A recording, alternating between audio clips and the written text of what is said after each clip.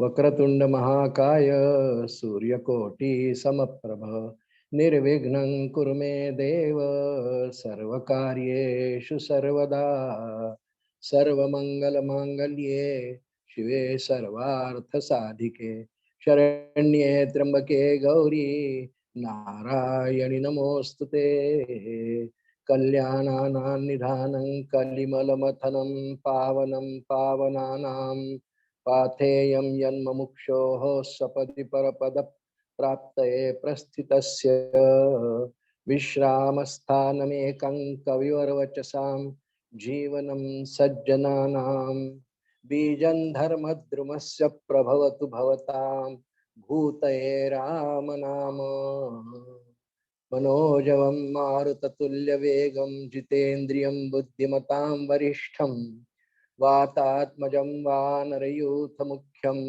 श्रीरामदूतं शरणं प्रपद्ये गुरुर्ब्रह्मा गुरुर्विष्णुर्गुरुर्देवो महेश्वरः गुरुः साक्षात् परब्रह्म तस्मै श्री गुरवे नमः। श्री प्रह्लादं ब्रह्मनिष्ठं हरिभक्तिपरायणं शिष्योद्धारेषु निष्णातं वन्देऽहं ब्रह्म संविदे अनंतकोटि ब्रह्मांड नायक राजाधिराज सच्चिदानंद सद्गुरु श्री ब्रह्म चैतन्य रामानंद प्रहलाद महाराज की जय। जय जय रघुवीर समर्थ। अथ कलिकिल्मिषापहारिणीं तापत्रयोन्मूलिनीं श्रीमद् रामायण कथा प्रस्तूयते श्रोता वक्ता श्रीराम समर्थ श्रीराम समर्थ श्रीराम समर्थ। परम पूजनीय सद्गुरूंच्या असीम कृपेने नवीन संवत्सराच्या या प्रारंभी आपण रामकथेचा अभ्यास करणार आहोत, चिंतन करणार आहोत। कारण प्रभू रामचंद्रांचा नवरात्रोत्सव आजपासून प्रारंभ होत आहे। संवत्सराचं नाव प्लवनाव संवत्सर आहे। गेलं संवत्सर काल संपलेला आहे, शार्वरी नाम। संवत्सर याचा अर्थ वर्ष। आमची सगळी कालगणना संवत्सरांवर अवलंबून आहे। इंग्रजी याच्यात त्याला वर्ष म्हणतात, इयर म्हणतात, आपण संवत्सर म्हणतो। संवत्सर म्हणजे एक वर्षच। म्हणून नूतन संवत्सराला प्रारंभ होतो आहे। प्राप्ते नूतन वत्सरे कुर्यात ध्वजारोपणम म्हटलेलं आहे।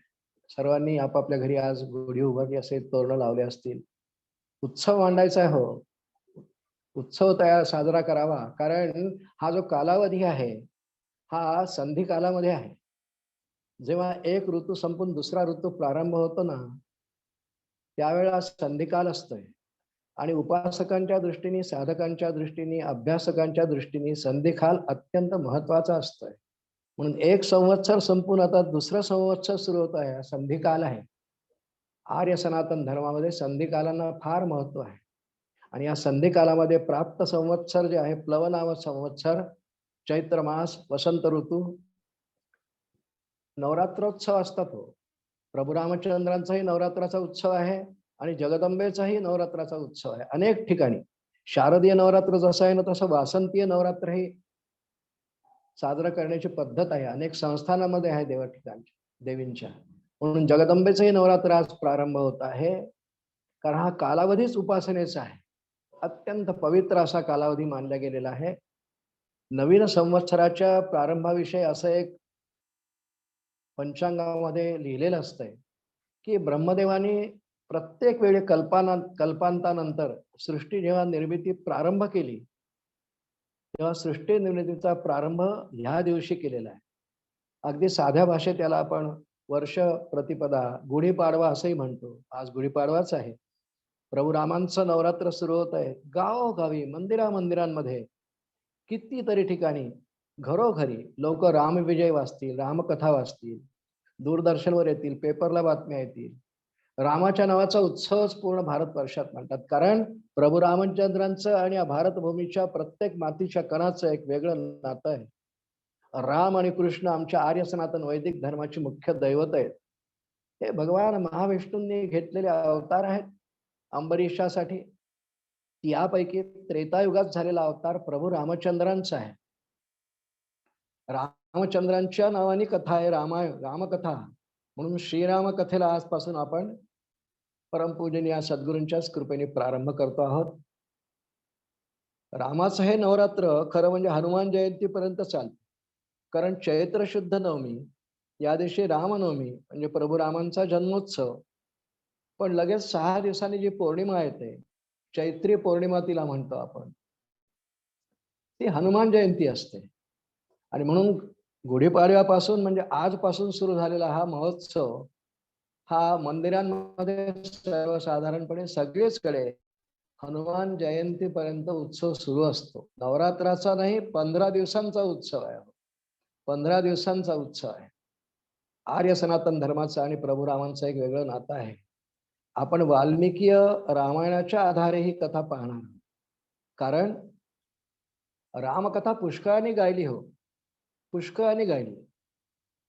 म्हणजे आता तुलसीदासांची कथा उत्तर भारतात खूप प्रसिद्ध आहे. महाराष्ट्रामध्ये श्रीधरांची आहे. समर्थ रामदास स्वामींनी सुद्धा रामायण लिहिलंय 2 कांडांचं, सुंदरकांड आणि युद्धकांड 2 कांडांचं लिहिलं. एकनाथ महाराजांनी भावार्थ रामायण लिहिलं. ही प्रांतांमध्ये लिहिलेली, पण संस्कृत भाषेमध्ये एकंदर 21 प्रकारची रामायण पाहायला मिळतात. पण या सर्वांचं मूळ, याला आदि बीज म्हटलं आहे, आदि काव्य म्हटलं आहे. वाल्मिकी रामायण म्हणजे वाल्मिकींनी लिहिलेलं रामायण. याला रामायणम आदिकाव्यम, रामायणम आदिकाव्यम त्याच्याविषयी म्हटलं तर श्लोकाचा व्यासांचा श्लोक आहे.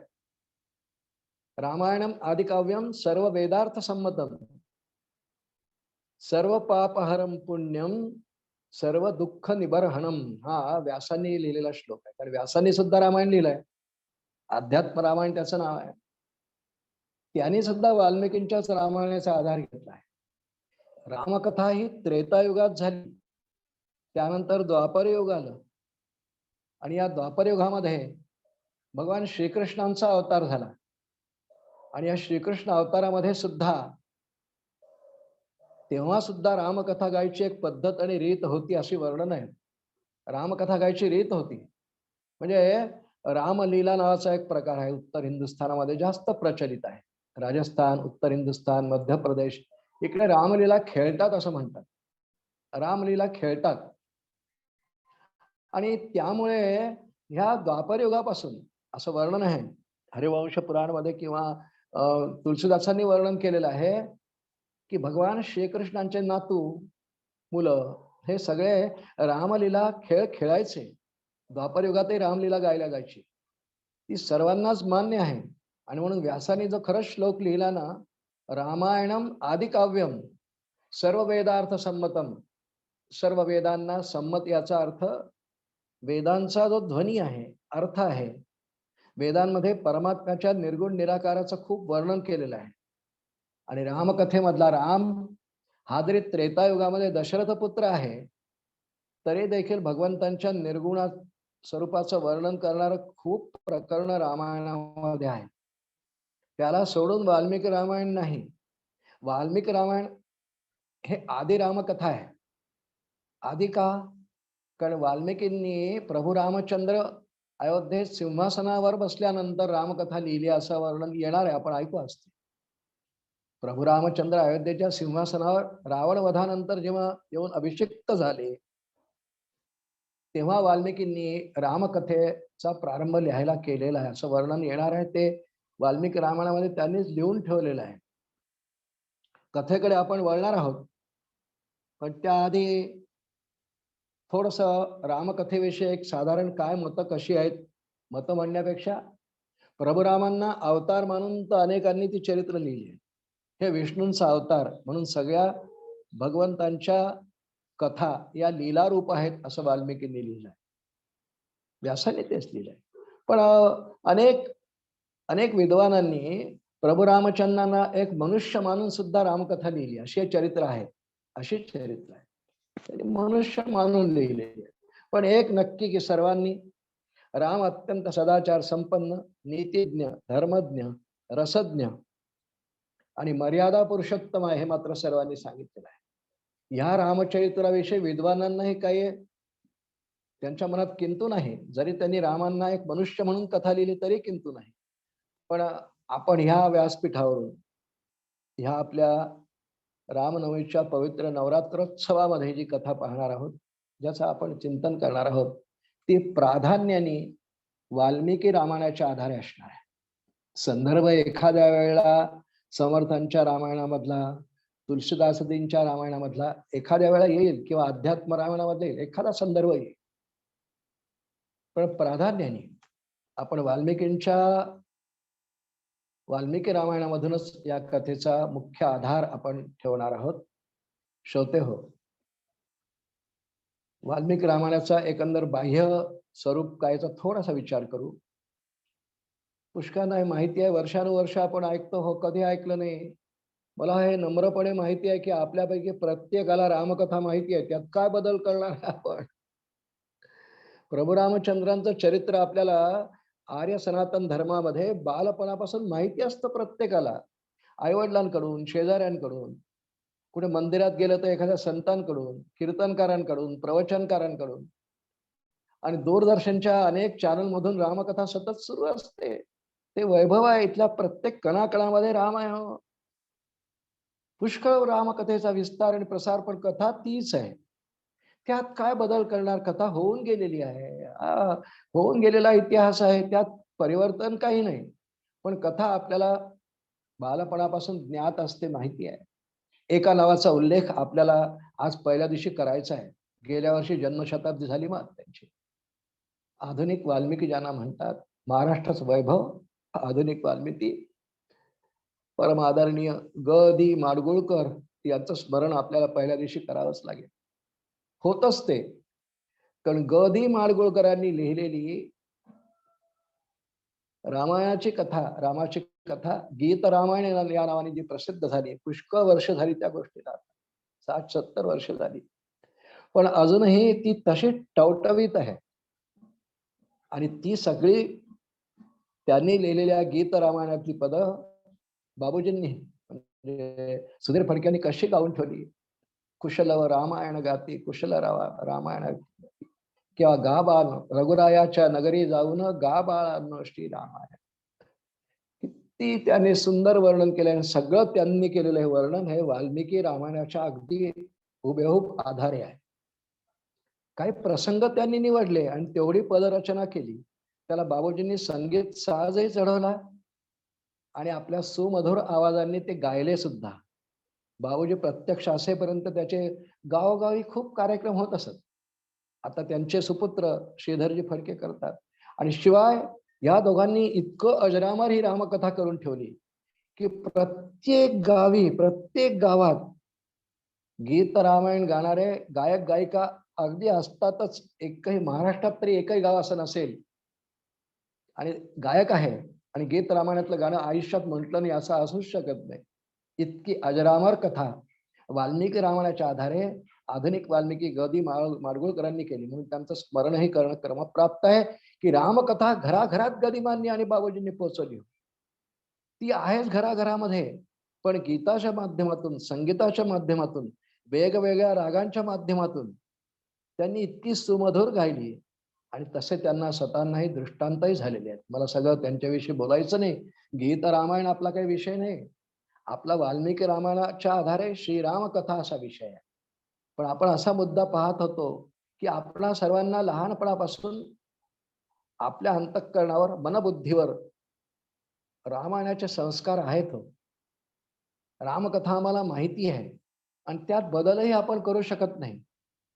प्रवचनकार, कीर्तनकार, रामकथाकार गावोगावी कथा करतात. काय बदल करणार आहे त्यातून? फक्त 2-3 संदर्भ, कधी आनंद रामायणातला, कधी अध्यात्म रामायणातला, कधी गोस्वामी तुलसीदासजींच्या रामकथेमधला, कधी वाल्मिकी रामायणामधला, असे संदर्भ किंवा एखादी कथा थोडी छटा वेगळी. पण प्रभू रामचंद्रांच्या जन्मापासून ते वैकुंठ गमन करेपर्यंत संपूर्ण अयोध्येतल्या प्रजेसह ही रामकथा सर्वांना लिंकनी माहिती आहे. हो, दूरदर्शनचा जर विचार केला तर गदिमांनी जशी गीताच्या माध्यमातून प्रसिद्ध केली, अनेक रामकथेवर चित्रपटही आतापर्यंत पुष्कळ आले. पण दूरदर्शनचा जेव्हापासून काळ आला, तेव्हापासून सर्वात सुंदर, आकर्षक, सर्वांना रिझवणारी, रमवणारी रामानंद सागर यांनी प्रसारित केलेली रामाची कथा ही फार लोकप्रिय ठरली. म्हणजे मी स्वतःचा अनुभव सांगतो, आपलाही असेल, आमच्या पिढीतल्या लोकांचा असेल तो अनुभव. कारण ती सिरियल येऊन बरेच वर्ष झाले. जेव्हा रामकथेचा तो 1 तास असायचा ना रविवारी, आठवड्यातून एकच दिवस, शुकशुकाट, जसा काय गावात कर्फ्यू लागलेत अशी अवस्था असायची. लोक राममय होऊन जायचे हो. असं रामकथेचं वेड लावणाऱ्या कथा, सिरियल्स, चित्रपट, गायक, गायिका, संगीत यांनी नुसती महाराष्ट्राचीच भूमी नव्हे, संपूर्ण भारतवर्षाची भूमी सतत सतत सतत रमते आहे. वास्तविक त्रेतायुगानंतर मध्ये एक मोठं द्वापरयुग होऊन गेलेलं आहे. आता कलियुगाचे 5020 वर्ष पूर्ण होणार आहेत.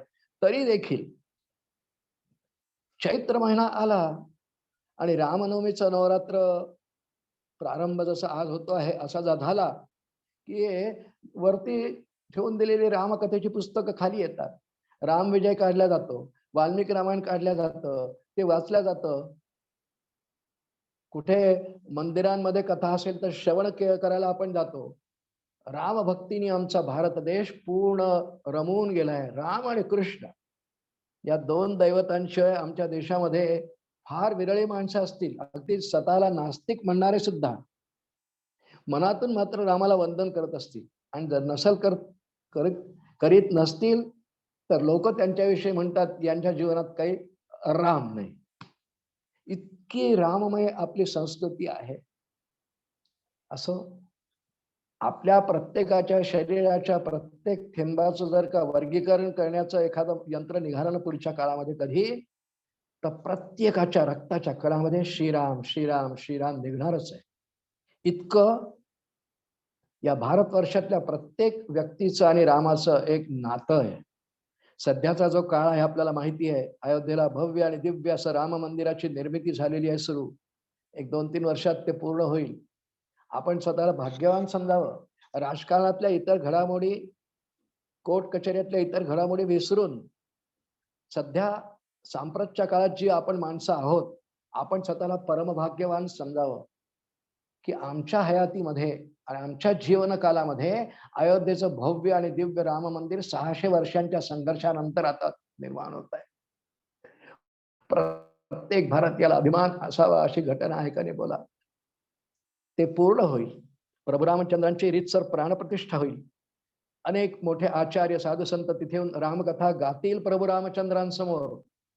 हे भारतवर्षाचं एक वैभव आहे. कारण भारतवर्ष ही आध्यात्मिक भूमी आहेच. आणि आध्यात्मिक भूमीचे मुख्य बीज जे आहे ना, बीजन धर्म द्रुमस्य प्रभवत भवताम भूतये राम नाम. या संपूर्ण भव वृक्षाचं बीज जर काही असेल, वाल्मिकींच्या रामायणातला श्लोक आहे. बीजन धर्म द्रुमस्य, द्रुम म्हणजे वृक्ष, झाड. धर्म वृक्ष जो आहे त्याचं बीज, सनातन बीज राम आहे. राम हे बीज. आदि काव्य रामायण, आदि म्हणजे सर्वात पहिल्यांदा. पुढे अनेकांनी रामकथा लिहिली, गायली, पण सगळ्यात पहिल्यांदा रामकथा ज्यांच्याकडून निर्माण झाली, महर्षी वाल्मिकी, त्यांचे चरित्र आपण थोडक्यात पाहणार आहोत, कशी लिहिली काय वगैरे. पण अगदी सुरुवातीला आपण असा थोडासा विचार करतो आहोत की रामायणाचं एकंदर वैभव आमच्या भारतवर्षात कशा प्रकारे आजही रूढ आहे.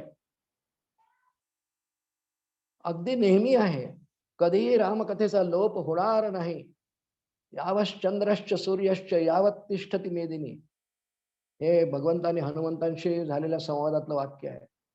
यावद रामकथा लोके तावद राज्यं करत्यसौ, वाल्मिकी रामायणातला श्लोक आहे. हनुमंता, जोपर्यंत सूर्य आणि चंद्र आहेत तोपर्यंत रामकथा असणार आहे. चंद्र आणि सूर्य म्हणजे कल्पांतापर्यंत. यावत चंद्रस्य सूर्यस्य यावत तिष्ठती मेदिनी म्हणजे पृथ्वी. जोपर्यंत सूर्य आहे, जोपर्यंत सूर्य आणि चंद्र आहेत आणि जोपर्यंत ही पृथ्वी आहे तोपर्यंत रामकथा असणार आहे हनुमंता. आणि तोपर्यंत तावत राज्यं करत्यसौ, तोपर्यंत तू राज्य करशील. याचा अर्थ ह्या श्लोकामध्ये भगवंतांनी हनुमंतांना चिरंजीवी हो असा आशीर्वाद दिलेला आहे आणि ते खरंही आहे. आजही हनुमंत रामेश्वरला त्याला किंपुरुष प्रांत म्हणतात. किंपुरुष खंड असं त्याचं नाव आहे. त्या ठिकाणी अखंड राम भजनात आहेत. सूक्ष्म देहानी ते आहेत. सर्वांना ते दर्शन होणार नाही. अत्यंत अधिकारी साधक भक्त संत महंत यांना हनुमंतराय दर्शन देतात. म्हणून रामकथेची एक रीत अशी आहे श्रोते, रामकथा जिथे मांडावी, रामकथा जिथे सांगावी, तिथे हनुमंतांसाठी एक आसन ठेवावं लागतं. का? हनुमंतांसाठी आसन का ठेवावं लागतं? त्याचं कारण असं आहे की श्री रामरक्षेमध्ये त्याचा उल्लेख बुधकौशिक ऋषींनी केलेला आहे. श्रीमद हनुमान कीलकम. प्रत्येक ग्रंथाच्या काही गोष्टी परिपूर्ण करून त्याला ग्रंथ म्हणतात. त्यात एक किल्ली असते. कीलक म्हणजे किल्ली. रामचरित्राची किल्ली हनुमंत आहेत. हनुमंत किल्ली मानली आहेत रामरक्षेत. श्रीमद हनुमंत कीलकम. आणि म्हणून ही प्रथा आहे आपल्या इथे की रामकथा मांडावी, हनुमंतांसाठी आसन, त्यांचा फोटो ठेवायचा. प्रभू रामचंद्रांचं मंदिर असेल तरीही, देवीच्या मंदिरात रामकथा केली तरीही, गजानन महाराजांच्या मंदिरात रामकथा झाली तरीही एक आसन हनुमंतांसाठी मांडायचं. त्या ठिकाणी त्याची प्रतिमा, फोटो ठेवायचा आणि रामांबरोबर त्यांचे पूजन करून त्यांना हार घालायचा आणि श्रद्धा बाळगायची की ज्या ज्या ठिकाणी रामकथा आहे हनुमंतराय तिथे उपस्थित आहेतच. आणि श्रद्धावंतांचा सगळा परमार्थाचा एकंदर प्रवास श्रद्धेच्या बळावरच असतोय. आपण हे सारे श्रद्धावंत आहात. रामकथा श्रवण करण्याची आवड आहे. रामकथा श्रवण करण्याचा हा कालावधी मुख्य कालावधी आहे. खरं वाल्मिकी रामायणामध्ये असं लिहिलंय की माघ, कार्तिक आणि चैत्र हे 3 मास रामकथेसाठी विशेष मानले आहेत. चैत्र तर त्यात आहेच, कार्तिकही सांगितलंय, माघही सांगितलंय. श्रोते हो, असं हे एकंदर रामकथेचं वैभव आर्य सनातन वैदिक धर्म आणि भारतवर्षामध्ये आहे. अनेक संतांनी, आचार्यांनी रामकथेवर कितीतरी वक्तव्य केले, कितीतरी ग्रंथ निर्माण झाले, विद्वानांचेही झाले, संतांचे झाले, आचार्यांचे झाले. पण पुन्हा एकदा मुद्दा म्हणतोय की सर्वात त्याला आदि काव्य म्हणतात. हे आदि काव्यच, रामकथाच काय? वाल्मिकींच्या काव्याच्या आधी फक्त वेद आहेत, ते अपौरुष आहे. त्याच्या आधी त्रेतायुग सुरू होईपर्यंत सत्ययुगात कोणतीही रचना केल्याचा उल्लेख नाही. द्वापारयुगात आहेत पुष्कळ ग्रंथ निर्मिती आणि कलियुगात तर पुष्कळ ग्रंथ निर्मिती. पण ज्याला काव्य असं म्हणतात, ही काव्य रचना, सगळ्यात पहिली काव्य रचना वाल्मिकी रामायण ही आहे. म्हणून याला आदिकाव्य म्हणतात. सनातन बीज, फार सनातन बीज, प्राचीन जुनं आणि मुख्य बीज, काव्याचं मुख्य बीज वाल्मिकी रामायण हे आहे. तिथूनच प्रेरणा. महर्षी व्यासांनी जे अध्यात्म रामायण लिहिलंय त्यात उल्लेखच केला आहे की मला सुद्धा अध्यात्म रामायण लिहिण्याची प्रेरणा ही वाल्मिकी रामायणावर मिळाली. कारण ते आदिकवी आहेत सर्वांचे.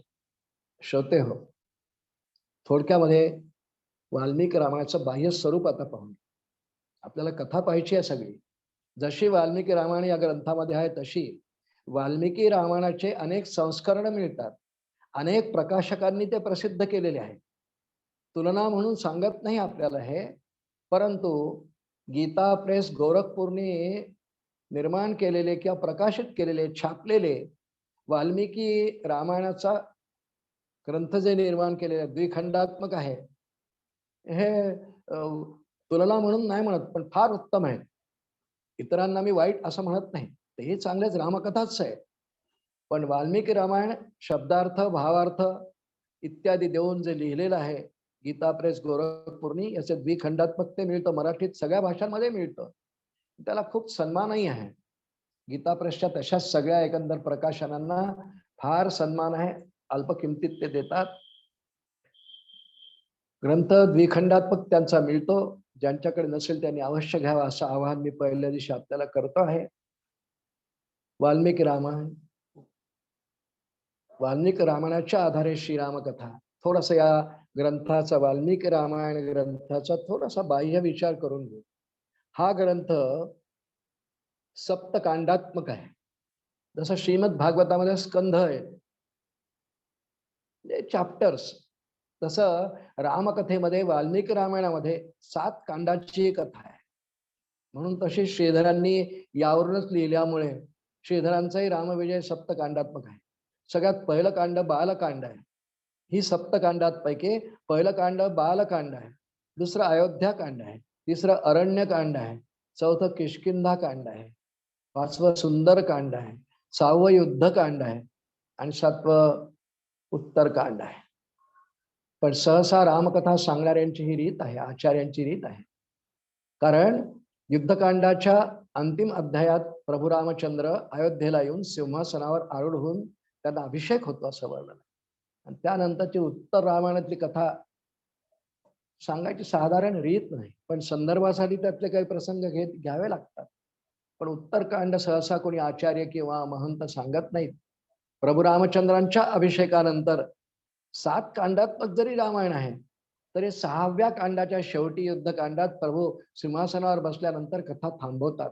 त्यांच्या सुवर्ण सिंहासनावरती झालेल्या राज्याभिषेकानंतर मग रामकथा नाही बोलल्या जात, पण वाचता ती येते. सप्तकांडात्मक ग्रंथ आहे, कमी अधिक अध्यायांचे आहेत आणि त्याला अध्याय नाही म्हणत, अधिक कांड. आणि प्रत्येक कांडामध्ये काही पुन्हा उपप्रकरण म्हणूया त्याला सर्ग म्हटलेला आहे, सर्ग. आणि एकंदर 645 सर्ग वाल्मिकी रामायणामध्ये आहे. सप्तकांड, 645 सर्ग अशी ही वाल्मिकी रामायणाची कथा आहे. ही सगळी कथा ज्या एका मूळ श्लोकामुळे वाल्मिकींना प्रेरणा झाली, आपण थोड्या वेळाने ऐकणार आहे. तो श्लोक अनुष्टुप छंदातला आहे. म्हणून संपूर्ण वाल्मिकी रामायण कथा हे अनुष्टुप छंदामध्ये आहे. याच्या व्याकरणाविषयी आपण फारसं नाही बोलणार आता. 32 अक्षर एका श्लोकात असतात, 8-8 अक्षरांवर यती असतो. आणि पूर्ण संस्कृत भाषेचं वैभव जर पाहायचं असेल तर वाल्मिकी रामायण, व्यासांचे विचार केला सगळे पुराण ग्रंथ आहेत, श्रीमद भागवत आहे. तर वाल्मिकींच्या रामकथेतही सगळे 9ही रस पाहायला मिळतात. कारण रामचरित्रात ती आहेत. जरी प्रभू रामचंद्र हे मर्यादा पुरुषोत्तम आहेतच, पण इतर पात्र आहेत ना हो, त्यामुळे रौद्र बिभत्स हे रस आणावेच लागणार आहे. त्यात कुंभकर्ण रावण आहे, इंद्रजित आहे, ताटिका आहे, मारीच आहे, सुबाहू आहे. तेव्हा तिथे सगळे रसांचं प्रकटीकरण असणारच आहे. सगळ्या व्यक्तिरेखा आहेत या रामाकडे. हे वाल्मिकी रामायणाचं एक भाव्य स्वरूप आहे. आणि आमच्या इथे पहिल्यापासून अशी एक पद्धत आहे, ती वाल्मिकी रामायणामध्ये सुद्धा पाळल्या गेलेली आहे. वाल्मिकी रामायणाचे जे संस्करण किंवा सध्याची जी संहिता किंवा आवृत्ती आपल्याला पाहायला मिळते गीता प्रेस गोरखपूरची, त्यापैकी पहिल्या खंडामध्ये संपादकांनी रामकथेचं महात्म्य काय आहे म्हणून काही लिहिलेलं आहे. जसं श्रीमद भागवत ग्रंथामध्ये भागवत ग्रंथ सांगण्यापूर्वी श्रीमद भागवत महात्म्य सांगावं लागतं. ते स्कंद पुराणामध्ये व्यास महर्षींनीच वर्णन केलेलं ते सांगतात, सांगायची रीत आहे. तसं रामकथा बोलायची असेल तर रामकथेचं काय महात्म्य आहे हे सुद्धा व्यासांनीच सांगून ठेवलं आहे. ते स्कंद पुराणामध्ये आहे. तिकडे पद्मपुराण, इकडे स्कंद पुराण. स्कंद पुराणामध्ये 5 अध्यायांमध्ये भगवान वेदव्यासांनी ग्रथित करून ठेवलेलं आहे. आणि ते वाल्मिकी रामायणामध्ये ते घेतलेलं आहे. स्कंद पुराणातले 5 अध्याय घेतलेले. श्रीमद रामायण महात्म्य म्हटलंय त्याला. रामकथेचं महात्म्य काय आहे हे समजावून देण्याकरता 5 अध्याय खर्ची घातलेले आहेत स्कंद पुराणामध्ये. या 5 अध्यायांमध्ये काही कथा आहेत. या सगळ्या कथा आपण नाही पाहणार आहे, पण वाल्मिकी रामायण आपण अभ्यास करणार आहोत तर थोडासा महात्म्याचा विचार करून एखादी कथा आपण पाहण्याचा प्रयत्न करू आज. कारण प्रारंभ होतो आहे आणि ग्रंथामध्ये ते घेतलेलं आहे. श्रीमद रामायण महात्म्य असं म्हणून घेतलेलं आहे. आणि हा सगळा जो मूळ संवाद आहे हा सनत कुमारांचा संवाद आहे. सूत आणि सनत कुमार असा संवाद. आणि काय ऋषीमुनी आहेत, शौनकार नैमिषारण्यात आहेत, ऋषींचा आणि सूतांचा संवाद आहे. आणि त्या संवादातून 5 अध्यायांची कथा बाहेर येते असं वर्णन रामायण महात्म्यामध्ये स्कंद पुराणात केलेलं आहे. त्यापैकी एखाद्या अध्यायाचं थोडंसं सार पाहू आपण. त्यामुळं महात्म्य एकदा आपल्याला कळलं की रामाविषयीची आपल्या अंतःकरणात श्रद्धा असतेच, ती अजून वाढते. रामकथा श्रवण करून ह्यापूर्वी कोणाकोणाला कसा लाभ झालाय असं वर्णन करणारे ते अध्याय असतात. जसं श्रीमद भागवतामध्ये असंच आहे. भक्तिदेवींच्या 2 पुत्रांना जागृती येते, धुंदुकारी सारख्या महापापी माणसाचाही उद्धार होतो, असं वर्णन करणारं श्रीमद भागवत महात्म्य आहे. तसं रामकथेचं महात्म्य सांगणारे स्कंद पुराणातल्या अध्यायांचं सार पाहू. मुख्य संवाद सूत आणि ऋषींचा आहे. ऋषींनी सूतांना विचारलं, आम्हाला रामकथेविषयी ऐकायचं आहे. तर त्यांनी सांगितलं, संवादाला प्रारंभ केला आणि मुख्य नारदांनी उपदेश केलेले सगळे अध्याय पुढे पाहिला. सूतांनी विचारलं, नारद आणि सनत कुमार यांची भेट कुठे झाली, आम्हाला इथून सांगा. म्हणून पहिल्या अध्यायात हे वर्णन येतं की नारद आणि सनत कुमार यांची भेट. सनत कुमारांच्या मनात एकदा इच्छा उत्पन्न झाली की आपण ब्रह्मदेवाची सभा पाहावी, ब्रह्मसभा ज्याला. म्हणून सनत कुमार मेरू पर्वतावर गेले. मेरू पर्वतावर गंगा नदी आहे. सनत कुमारांनी स्नान वगैरे केलं, शुचिर्भूत झाले आणि इतक्यात त्या ठिकाणी नारद महर्षी आले, असा वर्णन द्वितीय अध्यायात प्रारंभ होतो. या महात्म्याच्या 5 अध्यायांपैकी सनत कुमारांनी नारदांची पूजा केली, त्यांना उच्चासन दिलं, प्रणाम केला. सांगितलं, महाराज आम्हाला सांगा की मनुष्याला अत्यंत उद्धाराचं साधन या कलियुगासाठी काय असणार आहे. आणि नारदांनी त्यांना तेच सांगितलं जे भागवतात ज्याप्रमाणे वर्णन आहे तसंच, फक्त तिथे कृष्ण चरित्र असल्यामुळे भागवताविषयी बोलले. आणि आता नारद म्हणतात की भगवंतांची कथा खूप आहेत, कारण अवतार खूप आहेत. यो अनंतस्य गुणान अनंता ननुक्रमिष्यन सतबाल बुद्धी, असा श्लोक भागवतात आहे. पण त्यातल्या त्यात रामकथा ही अत्यंत हितकारी आहे. हिचं श्रवण केलं असताना सगळ्या पातकांचा नाश होतो. मग अशा आपण श्लोक म्हटला ना, सर्व पापहरम पुण्यम सर्व दुःख निबर्हणम. त्रिविध तापांचाही नाश होतो, पापांचा नाश होतो आणि दुःखांचाही नाश होतो रामकथेच्या श्रवणाने, असा नारदांचा अभिप्राय आहे. आणि मग नारद आणि सनत कुमार याच संवादातून मगाशी बोललोय, 3 महिन्यांमध्ये रामकथा गाण्याचं विशेष पुण्य सांगितलंय. कार्तिक, माघ आणि चैत्र, त्या एकेका महिन्यासाठी महात्म्याची एक एक कथा आहे. माघ महिन्यासाठी जी कथा आहे ती सौदास नावाच्या एका राक्षसाची आहे. ब्राह्मण होता पण राक्षस योनीत गेला, ती कथा आहे. कार्तिक महिन्यासाठी जी कथा आहे ती राजा सुमतीची आणि त्याची राणी सत्यवती यांची कथा आहे. हे रामायण महात्म्यातलं आपलं बोलणं चाललंय सध्या, बरं का.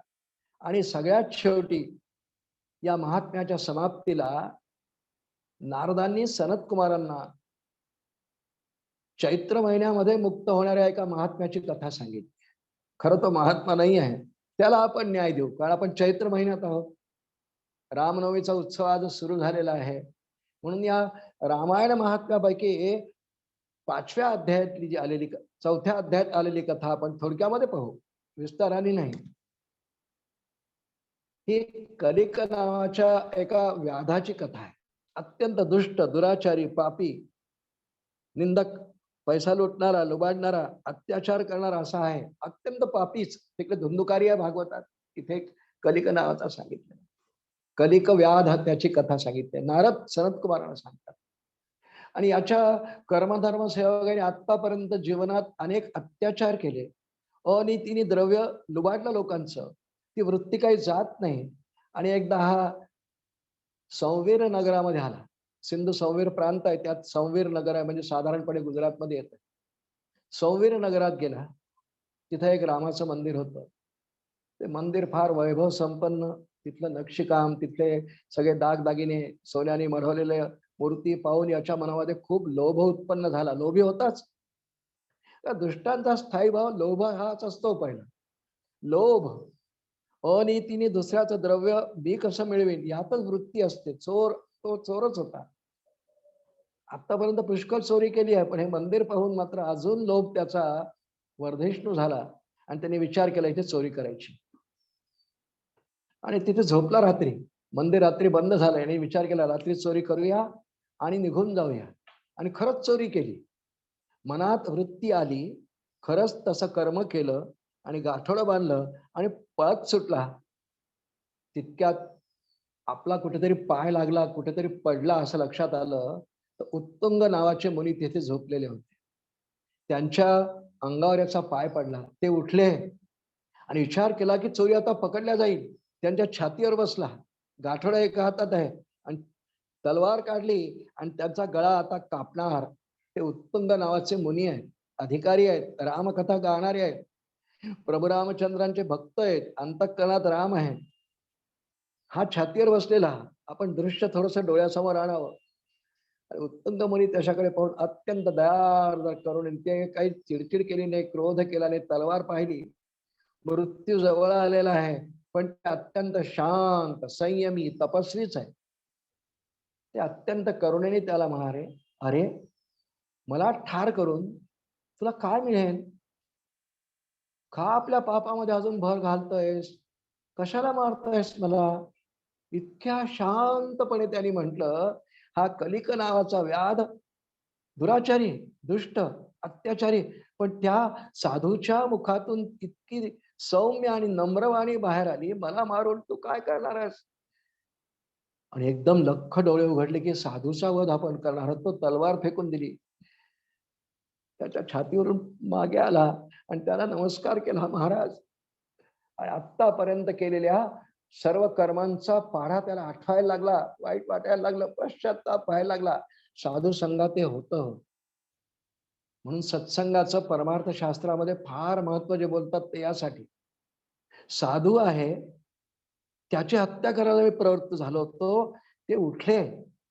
महाराज चुकलं माझं, खूप मी आतापर्यंत अपराध केले, पापी आहे, दुराचारी आहे महाराज, पण मला सांगा आता माझा कसा काय उद्धार होईल? आणि ते शांतपणे उत्तम मुनी म्हणाले, कलिका, तुला ज्या अर्थी आता असं वाटतंय की माझा उद्धार कसा होईल, तुझ्या अंतःकरणामध्ये भगवंताविषयी भावना निर्माण झालेली आहे. थोडं सौम्य झालंय अंतःकरण, याचा उपयोग करून घे. पण महाराज मी आता काय करू, पुष्कळ पाप केली आहेत मी. तू रामकथा ऐक. चैत्र मासामध्ये रामकथा ऐक. 9 दिवसांची रामकथा एखाद्या महात्म्याकडून ऐकशील, तुझा उद्धार होईल, माझा आशीर्वाद आहे.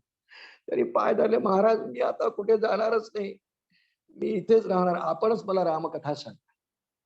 आणि वर्णन असं आहे रामकथेच्या महात्म्यामध्ये स्कंद पुराणात की उत्तंग ऋषींनी त्याच मंदिरात रामकथेचं आयोजन केलं. अनेक श्रोते आले असतील, इतरही आले असतील, पण मुख्य श्रोता जो आहे तो हा व्याध बसलाय. आणि त्यांनी पूर्ण 9 दिवस कथा ऐकली, संतमुखातून ऐकली, रामकथा ऐकली. अंतःकरणातलं सगळं किलमिश निघून गेलं. जया चैनी नामे महादोष जाती, जया चैनी नामे गती पार, जया चैनी नामे घडे पुण्य ठेवा, प्रभाते मनी रामचिंतित जावा श्रीराम. जया चैनी नामे महादोष जाती. अत्यंत पश्चाताप दग्ध अंतःकरणाची परिस्थिती असल्यामुळे त्याची सगळी पापांचा विनाश झाला आणि रामकथेच्या श्रवणाने तो व्याध उत्तंग मुनींचा आशीर्वादही होता. कथा संपली. 9व्या दिवशी महाप्रसाद भोजन घेतल्यानंतर त्याला न्यायला वैकुंठातून विमानच आलं असं. त्याने उत्तंग मुनींना साष्टांग दंडवत घेतला. महाराज माझ्या आयुष्यात सार्थक झालं महाराज, तुमच्या मुखातून रामकथा ऐकायला मिळाली. आणि त्याने उत्तंग मुनींना वंदन केलं. विमानाला 3 परिक्रमा केल्या वैकुंठातून आलाय म्हणून. आणि तो व्याध कलिक नावाचा अत्यंत दुष्ट दुराचारी हा सद्गतीला गेला हो. ह्याप्रमाणे ही कथा सनत कुमारांना नारदांनी सांगितली की इतका पापी दुराचारी माणसाचा सुद्धा रामकथेच्या श्रवणाने जर उद्धार होतो तर सामान्य माणसांचा उद्धार होईल, यात काय नवल आहे. ह्याप्रमाणे आणि मग त्यानंतर हे रामकथेचं महात्म्य सांगणारे 5 अध्याय संपतात. पण समारोप त्याचा जो केलेला आहे, नास्ति गंगा समन तीर्थ नास्ति मातृ समो गुरुः, या श्लोकाने केलाय. नास्ति गंगा समन तीर्थ नास्ति मातृ समो गुरुः नास्ति विष्णु समो देव नास्ति रामायणात परम असा श्लोक व्यासमहर्षींचा आहे. कारण स्कंद पुराण व्यासांचं आहे, तेव्हा हा श्लोक व्यासमहर्षींचा आहे. नास्ति रामायणात परम, रामकथे इतकं पवित्र, पुण्य निर्माण करणार, सद्गतीला नेणार दुसरं कलियुगात नाही. म्हणून नारदांच्या तोंडी रामकथे इतकंच महत्व श्रोते हो. रामकथे इतकंच किंबहुना काकडभर थोडस जास्त महत्व रामाच्या नामालाही आहे. रामकथा होऊन गेली त्रेतायुगात. ती श्लोकबद्ध किंवा गद्यबद्ध अनेकांनी केली, पण रामनाम मात्र सर्वजण कंठात धारण करू शकतात. म्हणून ह्याच महात्म्याच्या 5 अध्यायांपैकी एका अध्यायात नारद महर्षींच्या मुखात श्लोक आहे. राम नामैव नामैव नामैव मम जीवनम कलौ नास्त्यैव नास्त्यैव नास्त्यैव गतिही अन्यथा. नारदांच्या तोंडी आहे. ते तर नारायण नारायण म्हणणार आहे, पण नारायण आणि राम किंवा राम हा नारायण स्वरूपच आहे सांगणारा श्लोक आहे. प्रभू श्रीराम नारायण स्वरूप, त्याचाच अवतार नाही, स्वरूपच ते. म्हणून त्याचं नामही तेवढंच पवित्र, पुण्यकारक. राम नामैव नामैव नामैव मम जीवनम कलौ नास्त्यैव नास्त्यैव नास्त्यैव गतिही अन्यथा. हा याच स्कंद पुराणातल्या 5 अध्यायांपैकी एका अध्यायातला श्लोक आहे.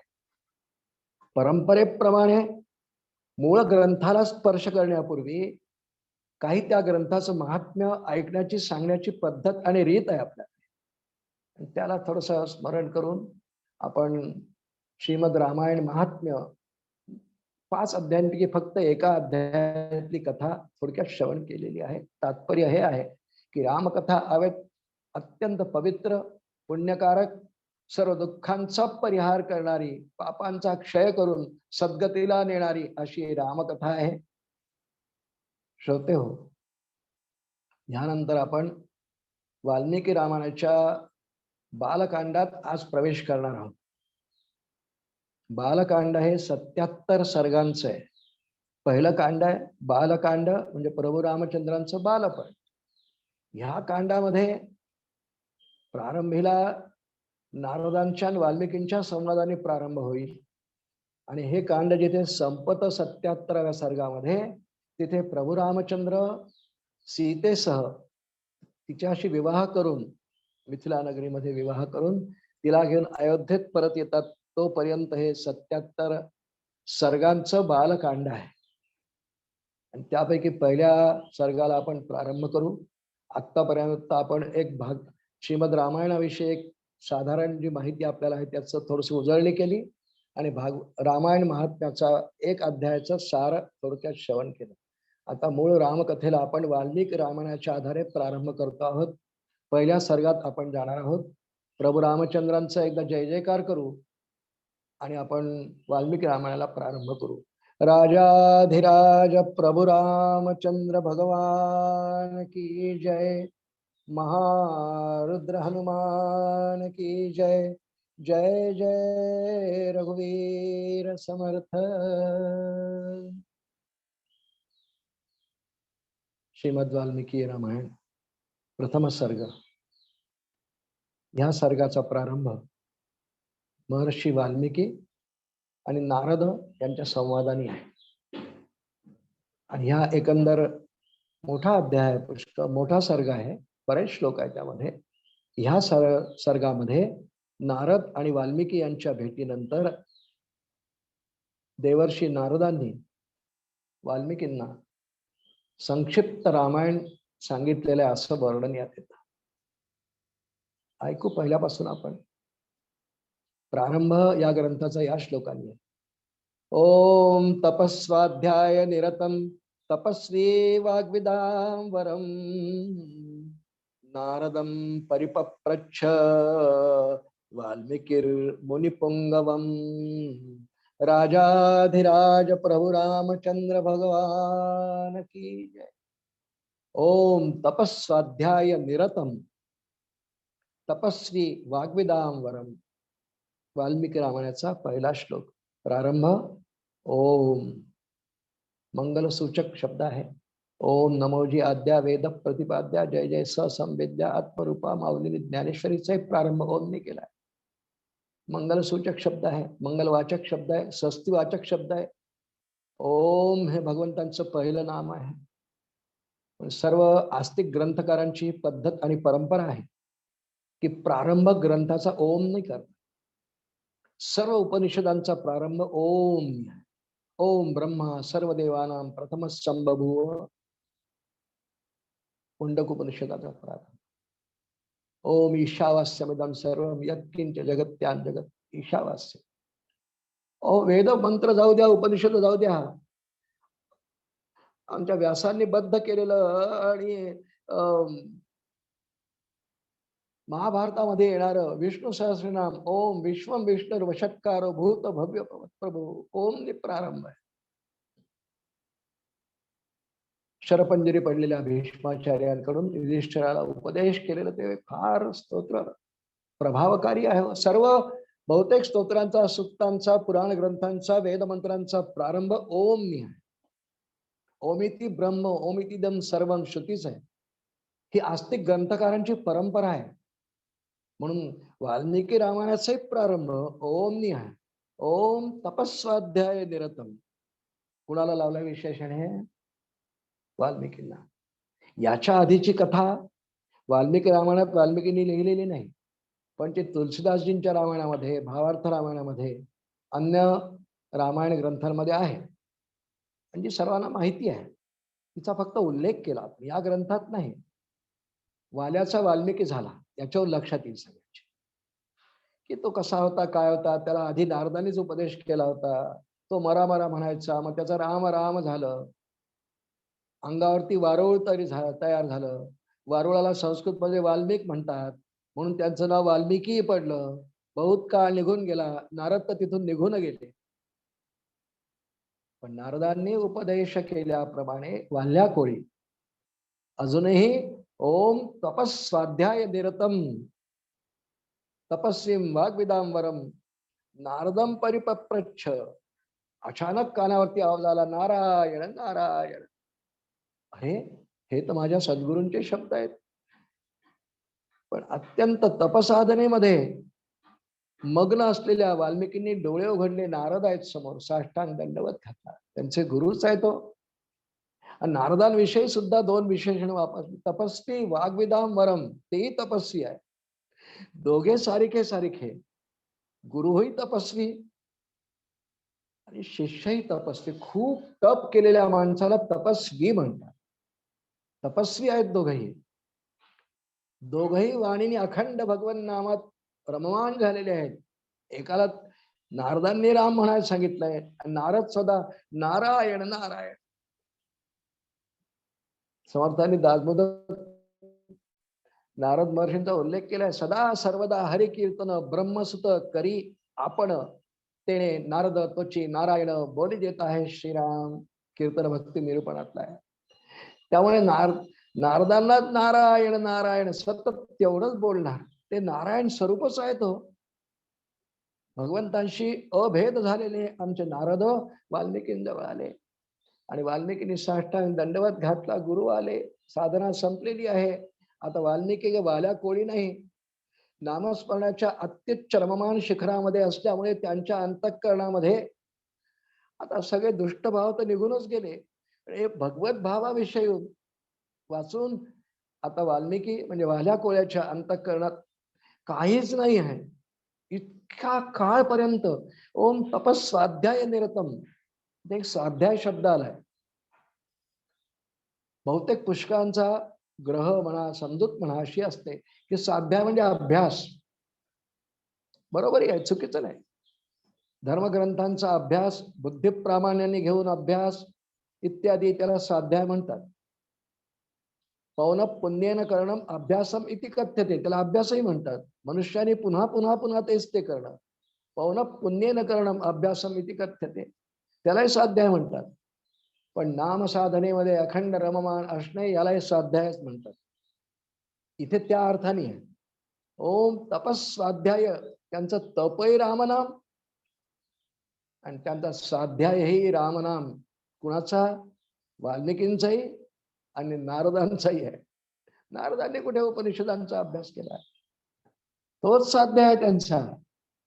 अखंड भगवन्नामात रममान असणे, वृत्ती तल्लीन ठेवणे, हेच त्यांचे स्वाध्याय आहेत. दोघांचं वर्णन सारखंच आहे. अशा नारदांना, जे अखंड तपात आहेत, साधनेत आहेत, अशा नारदांना महर्षी वाल्मिकींनी प्रश्न केला. नारदम परिपप्रच्छ म्हणजे प्रश्न विचारला. वाल्मिकीर मुनी पुंगवम, त्यांना प्रश्न केला. काय प्रश्न केला? महाराज तुम्ही आलात, छान झालं. खूप वर्षांनी भेट झाली. महाराज यांच्या अंगावर वारुळ सगळं दूर केलेलं आहे. महाराज प्रश्न विचारतो, कोण वस्मिन सांप्रतन लोके गुणवान कश्च वीर्यवान धर्मज्ञश्च कृतज्ञश्च सत्यवाक्य दृढव्रतः. महाराज मी आपल्याला प्रश्न करतो, कोण वस्मिन सांप्रतन लोके, सध्या या लोकामध्ये, त्रिभुवनामध्ये नव्हे, मृत्यू लोकावरती, मनुष्य लोकामध्ये कोण वस्मिन, अस्मिन कोण आहे, असा कोण आहे जो गुणवान आहे, वीर्यवान आहे, धर्मज्ञ आहे, कृतज्ञ आहे, सत्यवाक्य, सगळे विशेषण समजण्यासारखे आहेत, काय फार अवघड नाही. सत्यवाक्य, सत्य ज्याला प्रिय, सत्य हे ज्याचं जीवन आहे. आणि दृढव्रत, एखादं व्रत स्वीकारलं, एखादा निश्चय केला, तर त्याविषयी अंतःकरणात दृढता धारण करणारा कोण आहे? प्रश्न एवढाच आहे. वाल्मिकींचा प्रश्न नारद महर्षींना एवढाच आहे. कोण वस्तीन सांप्रतन लोके गुणवान कश्च वीर्यवान धर्मज्ञश्च कृतज्ञश्च सत्यवाक्य दृढव्रता. आणि ताबडतोब एक क्षणाचाही विलंब न करता नारदांच्या मुखामध्ये श्लोक आहे. हे वाल्मिकींनी ग्रंथबद्ध केलंय बरं का. इक्ष्वाकु वंशप्रभो रामो नाम जनेश्रुतः. इक्ष्वाकु वंशप्रभो रामो नाम जनेश्रुतः नियतात्मा महावीर्यो धृतिमान वशी. हे शिष्या, हे वाल्मिकी, तू असं विचारतोयस की असा कोण आहे सध्या गुणवान वीर्यवान, कोण आहे धर्मज्ञ कृतज्ञ? असा एकच आहे. इक्ष्वाकु वंशप्रभो रामो नाम जनेश्रुतः. इक्ष्वाकु वंशामध्ये, इक्ष्वाकूच्या पवित्र वंशामध्ये आणि कुळामध्ये जन्माला आलेला दशरथ पुत्र प्रभू श्रीराम, या सगळ्या तू म्हटलेल्या विशेषणांना न्याय देणारा एकमेव पुरुष सध्या या लोकांमध्ये आहे. अत्यंत धर्मज्ञ आहे. प्रभू रामांचं वर्णन पुढे वाल्मिकी रामायणामध्ये ठिकठिकाणी येतं. रामो विग्रहवान धर्म, असा श्लोक आहे त्यांच्याबद्दल. रामो विग्रहवान धर्म साधु सत्य पराक्रम, असा श्लोक येतो. धर्मज्ञच आहे, धर्म जाणणारा. धर्मज्ञ म्हणजे धर्म जाणणारा.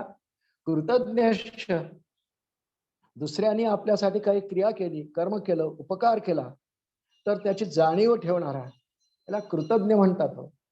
प्रभू रामचंद्र अत्यंत कृतज्ञ वृत्ती नेहमी धारण करून आहे. त्यांच्या कृतज्ञता या गुणधर्मासाठी पुढे वाल्मिकी रामायणामध्येच एक प्रसंग पाहायला मिळतो. पुढे हा प्रसंग, पण त्यांच्या कृतज्ञ या विशेषणाला थोडं समजावून घेण्यासाठी आपण तो पुढचा कथाभाग सध्या ऐकतो आहे. प्रभू रामचंद्र रावणाचा वध करून पुष्पक विमानामधून वानर सेनेसह जानकीसह अयोध्येकडे यायला निघाले. जसे ते गेले तसेच परत आले. पुढे हा कथाभाग आपण ऐकूच.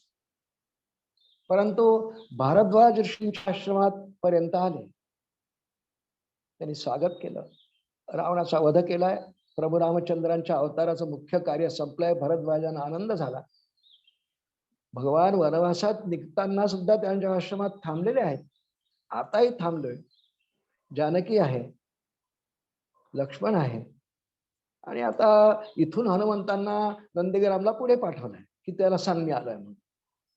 पण त्या ठिकाणी प्रभू रामचंद्र थांबले आणि महात्मा असलेले भरद्वाज म्हणाले, प्रभू रामा, केवढंच अवतार कार्य केलं असेल, लिहिलेले केलंच.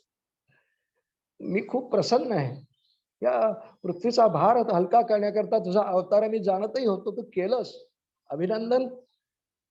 तुला काही हवं असल्यास माग. यांना स्वतःसाठी काय मागायचंय? काही नाही. पण गुरुदेव म्हणजे भरद्वाज मुनी आपण म्हणतात काहीतरी माग. आणि प्रभू रामचंद्राने त्यांना मागितलंय हो, कृतज्ञश्च साठी आपण ऐकतोय प्रश्न. धर्मज्ञश्च, संपूर्ण जीवन आपण ऐकणार आहेत ते धर्मज्ञतेच आहे. कृतज्ञश्च एक लहानसा प्रसंगावरून आपण थोडसे कृतज्ञता वृत्तीचा अभ्यास करतो. आणि भगवंतांनी भारद्वाज मुनींना मागितलंय श्रोते, अकाल फलिनो वृक्षः सर्वे चापि मधुस्रवः फलान्य मृतगंधीनी बहुनी विविधानीच. हे मागणं मागितलंय. थोडक्यात अर्थ पाहू आपण. माझ्या बरोबर खूप वानर सेना आहे मुनी, ही खूप वानर आहेत. ह्या सगळ्यांनी माझ्यासाठी खूप कार्य केलं, युद्धात पराक्रम केलाय, खूप श्रम घेतलेत, खूप दिवस लढलेत. 85 दिवस युद्ध चाललंय रामरावणाचं. थकलेत, श्रमलेत. म्हणून मुनी आणि हे वानर योनीमध्ये आहेत, त्यांना आपल्यासारखं मिष्टान्नाचं भोजन फार आवडत नाही. कंदमुळं खावी, फळं खावी झाडावरची, यांना खूप आवडतं. म्हणून मुनीवर आपण मला म्हणता आहात म्हणून मी आपल्याला एक मागणं नम्रपणे मागतोय. कृतज्ञश्च अकाल फलित वृक्ष. मला माहिती आहे भरद्वाज मुनींच्या आश्रमापासून अयोध्येपर्यंत जो मार्ग आहे यामध्ये अनेक वृक्ष असतील मुनी. मी आपल्याला मागणं मागतोय, अकाल फलिनो वृक्ष. हा ऋतू आता त्यासाठी योग्य नसेल, पण ऋतू योग्य नसूनही इथून अयोध्येपर्यंत जेवढे वृक्ष आहेत फळाचे, त्या सर्वांना अकाल फलिनो वृक्ष, त्या सगळ्या वृक्षांना आपल्या कृपेने आणि आशीर्वादाने भरपूर फळ येत. कशासाठी फळं मागितली रामांनी? त्यांना खायची आहेत? नाही श्रोते. ज्या वानरसेनेने माझ्यासाठी एवढे श्रम घेतले त्या सर्वांना त्यांना आवडीचा आहार मिळावा म्हणून. वानरांना फळं फार आवडतात. अकाल फलिनो वृक्ष सर्वे चापी, नुसते झाडांना फळ नका येऊ देऊ, सर्वे चापी मधुस्रवाः, त्यांच्यामध्ये भरपूर रस असला पाहिजे, मधुर.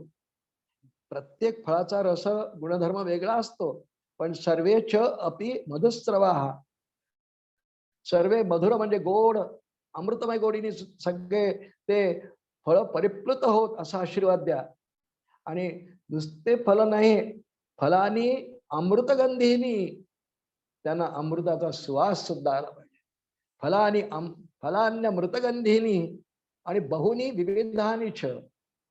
एकाच प्रकारचे वृक्ष आहेत जसे आंब्याचे, पेरूचे, द्राक्षाचे नाही, बहुनी विविधानीच. विविधानी म्हणजे सगळ्या प्रकारची फळांचे वृक्ष, आणि एक एक नाही, बहुनी. बहुनी विविधानीच. काय मागणं मागितलंय रामाने? आपण कशाकडे बघतोय? कृतज्ञश्च. किती कृतज्ञ आहेत प्रभू रामचंद्र की आपल्या वानर सेनेला त्यांना आवडणारा आहार मिळावा इथून अयोध्येपर्यंत जाताना, म्हणून प्रभू रामचंद्र मागतात आहेत. अकाल फलिनो वृक्ष सर्वेचापि मधुस्रवः फलान्य मृतगंधीनी बहुनी विविधानीच. आणि भारद्वाज मुनींनी तथास्तु म्हटलंय. कोणी म्हटलं याच्यावर अवलंबून आहे. त्यांची संपूर्ण संकल्प शक्ती, तपशक्ती त्या एका तथास्तु म्हणण्यामागे आहे. आणि भारद्वाज मुनींनी पूर्ण त्यांच्या आश्रमापासून अयोध्येपर्यंतचा सगळा प्रांत अशा वृक्षांनी विकसित केला. त्याला भरपूर फळं, विविध प्रकारची फळं, आणि त्यात मधुर आणि अमृत रस त्यात असेल अशी निर्माण केली. हे मागितलं. म्हणून नारद सांगतात आहे, धर्मज्ञश्च कृतज्ञश्च. असा एकच आहे सध्या, प्रभू राम आहे, दशरथ पुत्र आहे. आणि वाल्मिकींच्या चेहऱ्याकडे पाहिलं आणि नारदांच्या असं लक्षात आलं की याला थोडक्यात रामकथा ऐकायची इच्छा आहे. ती संक्षेपाने नारद महर्षींनी या पहिल्या सर्गात सांगितली आहे. श्रोते, त्यांनी सांगितलं, अशा सगळ्यांनी गुणसंपन्न असलेला प्रभू रामचंद्र, बालपणापासूनच सगळ्या गुणांचा समुच्चय असलेला रामचंद्र हा राजा दशरथाचा पुत्र आहे. दशरथ अयोध्या नरेश आहे. त्याला 4 पुत्र आहेत. त्यापैकी प्रभू रामचंद्र सर्वात ज्येष्ठ आहे. आपल्या ज्येष्ठ पुत्राचे एकंदर सगळे गुण इत्यादी पाहून, क्रिया पाहून राजा दशरथाने ठरवलं की प्रभू रामचंद्रांना सिंहासन द्यायला पाहिजे. त्यांच्या विवाहानंतरची गोष्ट आहे, खरी पुढे येणार आहे. म्हणून त्याला सिंहासन द्यायचं ठरवलं. ऐन वेळी कैकेयीने तिने पूर्वी मागितलेले 2 वर मागितले. आणि पहिल्या वराप्रमाणे प्रभू रामचंद्रांना 14 वर्षांचा वनवास आणि दुसऱ्या वराने तिच्या पुत्राला म्हणजे कैकेयीच्या पुत्राला भरताला सिंहासन असं तिने मागितलं. राजा मूर्छित पडला. पण प्रभू रामचंद्रांनी वडिलांची आज्ञा शिरसावंद म्हणून वनवासात जाण्याचं ठरलं. 14 वर्षांचा वनवास ते स्वेच्छेने स्वीकारणार आहेत वडिलांची आज्ञा म्हणून. जानकी आणि लक्ष्मण हेही आपल्या बंधूंची सेवा करण्याकरता लक्ष्मण आणि जानकी अत्यंत पतिव्रता असल्यामुळे जेथे राघव तेथे सीता गदिमाने वर्णन केलंय ना. ह्याप्रमाणे ही तिघ जण वनवासात जायला निघाले. वनवासात ते गेल्यानंतर इकडे दशरथाचा प्राण गेला. पुत्र वियोगाने प्रभू रामचंद्र वनवासाच्या काळात अनेक ऋषींच्या आश्रमात राहिले. बराच परिसर हिंडून ते शेवटी पंचवटीला स्थिर झाले. पंचवटीला दुष्ट रावणाने जानकीचं हरण केलं. प्रभू रामचंद्र त्यानंतर जानकीचा विरहामध्ये शोध घेत घेत असता ऋष्यमुख पर्वताजवळ त्यांची हनुमंत सुग्रीव यांची भेट झाली. सुग्रीवाकडून वालीचा वृत्तांत कळला. भगवंतांनी आपला एक अवतार कार्याचा भाग म्हणून वालीचाही वध केला. वाली वधना खल निर्धारण, फार सुंदर वर्णन केलं. वाली वध नाही खल निर्धारण, यासाठी भगवंतांचा अवतार आहे. आणि मग सुग्रीवाने सुद्धा आपली पत्नी आपल्याला रामाने मिळवून दिली, हा उपकार फेडला पाहिजे. तसंच वचनबद्ध झाले ते अग्नीच्या साक्षींनी. पीतश्चैवाग्नी साक्षिकम, अग्नीच्या साक्षीने. पुढे हा प्रसंग आपण ऐकू किष्किंधाकांडात सविस्तरपणे.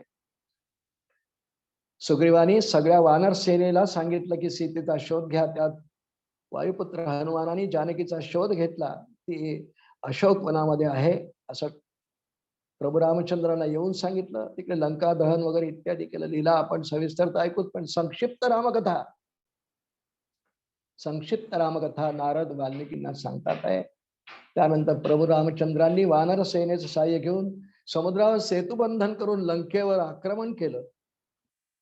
रावण, कुंभकर्ण, इंद्रजित या सर्वांचा वध केला. बिभीषण आधीच शरण आलेला आहे. बिभीषणाला लंकेचा राजा केलं. जानकीला अशोकवनातून सोडवून आणल्यानंतर सगळ्या वानर सेनेसह वर्तमान जितके मृत वानर झाले होते सर्वांना भगवंतांनी जीवित केलं. आणि सगळ्या वानर सेनेसह वर्तमान प्रभू रामचंद्र अयोध्येकडे यायला निघाले. वाटेत ज्याच्यासाठी कैकेयीने हा वर मागितला तो भरत मात्र अयोध्येत न जाता नंदीग्रामात राहिलाय, वनवासी रामासारखाच. आणि अयोध्येच्या राजसिंहासनावर भरतानी पादुका ठेवल्यात रामांच्या. व्रतस्थ जीवन जगलाय, बंधुप्रेम तर आहेच, पण राज्याचा मोह नाही आहे भरताजवळ. आपल्या रामायणातलं, आमच्या रामायणातलं प्रत्येक पात्र शिकण्यासारखं, अभ्यास करून शिकण्यासारखं. कशा वृत्ती आहेत म्हणून एवढे पात्र आहे. भरताने लोभ नाही ठेवला, धनाचा वित्ताचा लोभ नाही ठेवला, सिंहासनाचा कोणताही ठेवला नाही. रामांना वनवास झालाय, मी पण वनवास. फार प्रेम होतं भरताचं आणि रामाचं. रामांचंही भरतावर प्रेम आहे. नंदीग्रामला आले, त्याला आनंद वाटला. त्यानंतर वशिष्ठ महामुनींसह वर्तमान प्रभू रामचंद्र अयोध्येत प्रविष्ट झाले. आणि नारद सांगतात वाल्मिकींना, यथासमय प्रभू रामचंद्रांना सुयोग्य मुहूर्त शोधून वशिष्ठ महामुनींनी राज्याभिषेक करवला आणि प्रभू राम अयोध्येचे राज्य झाले. आताही तेच विद्यमान आहे. खूप लक्षपूर्वक कथा ऐकली, खूप लक्षपूर्वक कथा ऐकली. आणि त्या कथेनंतर नारद निघून गेले. पण आमच्या वाल्मिकींच्या अंतःकरणामध्ये ती रामकथा इतकी ठासून भरल्या गेली. सांगणारे नारद आहे तो. त्यांच्या वाणीचं वर्णन ऐकलं ना आपण. ओम तपस्वाध्याय निरतम तपस्वी वाग्विदांबरम नारदम परिपप्रच्छ वाल्मिकीर मुनिपुंगवम. तपस्वी वाणी आहे, अखंड भगवत नामात रंगलेली वाणी आहे. त्या वाणीचा परिणाम म्हणून संक्षिप्त असलेली रामकथा सुद्धा वाल्मिकींच्या अंतःकरणात घर करून बसली. आणि वाल्मिकी मुनी त्या चिंतनात मननात अखंड राहायला लागले. वाल्मिकींचे एक शिष्य आहेत. हे पहिल्या सर्गाचं प्रकरण इथपर्यंतच आहे. त्यानंतर नारद निघून गेले वायुमार्गाने असं वर्णन आहे. वाल्मिकींनी त्यांचं पूजन केलं, गुरुच आहेत त्यांचे, शिवाय रामकथा ऐकवली. रामकथा कोणीही कधी आपल्याला ऐकवेल ना, तो वंदनीयच असतंय. वंदन करावं त्याला, कारण त्याच्या मुखातून रामकथा येते. हे वाल्मिकी स्वतः अधिकारी असून त्यांना माहिती आहे. त्यांनी नारदांना वंदन केलंय, त्यांची पूजा केलेली आहे, आणि त्यानंतर नारद महर्षी वायुमार्गाने निघून गेले असं वाटतं. पण वाल्मिकी अखंड त्याच अनुसंधानात. वाल्मिकींचे एक शिष्य आहेत, म्हणजे भरद्वाज त्यांचे शिष्य आहेत. भरद्वाज महामुनी आहे. एक दिवस पहाटे वाल्मिकी मुनी भरद्वाज ऋषींना म्हणाले, चला आपण स्नान करूया. वाल्मिकींचा आश्रम तमसा नदीच्या काठावर होता त्यावेळेला. तमसा नदी. आणि शिष्योत्तम आहेत भरद्वाज. काही त्यांची वस्त्र वगैरे घेतली, वल्कल वगैरे घेतली, आणि मागे मागे चालायला लागले. तमसा नदीच्या घाटापर्यंत आले. नदी वाहती आहे, आणि वाल्मिकी म्हणाले, भरद्वाजा मला स्नान करायचंय प्रातःकाळी, ब्राह्ममुहूर्तावर आहे बरं का सगळे. प्रातःकाळी अजून सूर्योदय व्हायचा आहे. ब्राह्ममुहूर्तावरची कथा आहे ही. रामायण महाकाव्य निर्मितीचं बीज असलेली कथा आहे श्रोते. इथे बीज आहे रामकथेचं. की म्हणतात, भारद्वाज मला शिष्योत्तमा मला स्नान करायचंय, मला वल्कल दे. त्याने नदीत उडी मारली, स्नान केलं, डुंबले, स्नान केलं, बाहेर आले.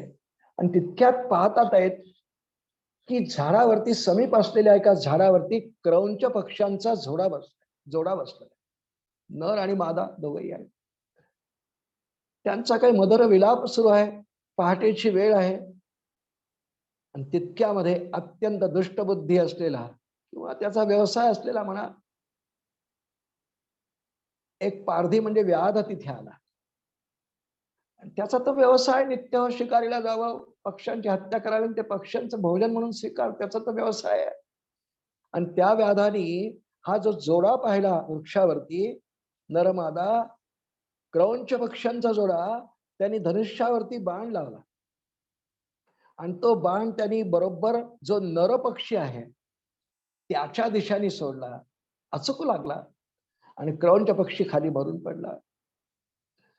क्रौंची विलाप करते आहे. तिचा पतीच गेला हो, ती त्याच्या प्रेताजवळ खाली बसून विलाप करते, रडती आहे. तिचं ते दुःखित झालेलं अंतःकरण, कोमल अंतःकरण असलेल्या वाल्मिकींना आता पावत नाही. ते साधू आहेत आता. ते आधी अशाच अंतःकरणाचे होते, पण नारदांच्या संपर्कामुळे त्यांचं अंतःकरण पूर्ण बदललंय. ते ऋषी झाले आहेत, साधू झाले आहेत. दया आहे तिचं नाव असतंय. दया तिचे नाव. दया गुण असतं, करुणा, प्रेम. वाईट वाटलं की हा क्रौंच पक्षी नर मरून पडला, त्याची मादी तिथे विलाप करती आहे. आणि अचानकपणे थोड्याशा क्रोधाने वाल्मिकींनी त्या व्याधाकडे पाहिलं, आणि त्यांच्या मुखामधून अचानकपणे एक शापवाणी बाहेर पडली. मा निषाद प्रतिष्ठात्म अगम शाश्वती समाहा यत क्रौंच मुथनादेक अवधिक काम मोहितम. रामायण कथेचं बीज असलेला श्लोक आहे श्रोते. रचला वाल्मिकींनी, त्यांच्या मुखातूनच निघालाय. मा निषाद प्रतिष्ठात्वम अगम शाश्वती समाहा यत क्रौंच मुथनादेक अवधी काम मोहितम. हे आता तू काय केलंस? अरे अत्यंत निष्पाप असलेलं जोडपं बसलं होतं, त्या नराचा वध केलास, किती वाईट कृत्य केलंस, अशी शापवाणी निघाली. प्रसंग तर संपला, तो व्याधही निघून गेला. पण वाल्मिकींच्या अंतःकरणातून हा विचार काही जाईना. असा मला क्रोध आलाच कसा, माझ्या मुखातून हे शब्द बाहेर पडलेच कसे? भरद्वाजाला म्हणतात, माझ्या मुखातून काय वाणी निघून गेली, पण जी काय वाणी निघाली भगवत कृपेनेच निघाली असेल. आणि ही ज्या छंदात बाहेर पडली, हा अनुष्टुप छंद आहे. मग अशी उल्लेख केलाय आपण. श्लोक आहे हा. एका श्लोकामध्ये 32 अक्षर असतात. पहिल्या चरणामध्ये 16, दुसऱ्यात 16, दर 8 अक्षरांवर यती. ही वाणी कशी काय निघाली? हे अनुष्टुप छंदातली वाणी, हिला गेयता पण असते, गाता येत. माझ्या अंतःकरणातून हे शब्द बाहेर आले, असा खूप विचार करतात आहे. परत आले आपल्या आश्रमात. आश्रमात येईपर्यंतही तोच विचार, रात्रभर तोच विचार. अचानकपणे त्या ठिकाणी दुसऱ्या दिवशी पहाटे भगवान ब्रह्मदेवच प्रगट झाले. आजगाम ततो ब्रह्मा लोककर्ता स्वयं प्रभू असं वर्णन वाल्मिकी. आजगाम म्हणजे आले, ततो म्हणजे तिथे, ब्रह्मा आजगाम ततो ब्रह्मा लोककर्ता स्वयं प्रभू. ब्रह्मदेव आले, वंदन केलं दोघांनी, भारद्वाजांनी आणि वाल्मिकींनी. ब्रह्मदेवा आपण आलात आणि सांगितलं माझ्या अंतःकरणात कालपासून सगळं असा श्लोक येतोय, असा असा प्रसंग झाला. आणि ब्रह्मदेव म्हणाले, वाल्मिकी तुमच्या अंतःकरणातून प्रगट झालेला श्लोक हा अत्यंत उत्तम आहे, काव्य आहे. तुम्हाला नारदांनी संक्षिप्त रामचरित्र सांगितलं आहे. तुम्ही आता सविस्तर विस्ताराने रामचरित्र लिहा अशी माझी आज्ञा आहे तुम्हाला. तुम्हाला सगळी रामकथा येईल आणि म्हणूनच तुमच्या अंतःकरणाला जे वाटतंय जी प्रेरणा, ही माझीच प्रेरणा असं समजा. कारण रामकथा तुमच्याच मुखामधून वाणीमधून बाहेर येऊन जगाला कळणारे आदि काव्य होणार आहे वाल्मिकी रामायण. आणि म्हणून तुमच्याकडून ते हवं, ही ईश योजना आहे, माझ्याच प्रेरणेने आहे. जरूर करा. तुम्हाला प्रभू रामचंद्रांचं सगळं प्रगट चरित्र, गुप्त चरित्र, राम लक्ष्मण जानकी यांचं तर कळेलच, राक्षसांचंही कळेल, युद्धांचंही सगळं वर्णन तुम्हाला चक्षुर्वय सत्यम डोळ्यासमोर दिसेल असा माझा आशीर्वाद आहे. आणि तुम्ही जे लिहाल ते कधीही असत्य होणार नाही असा माझा तुम्हाला आशीर्वाद आहे.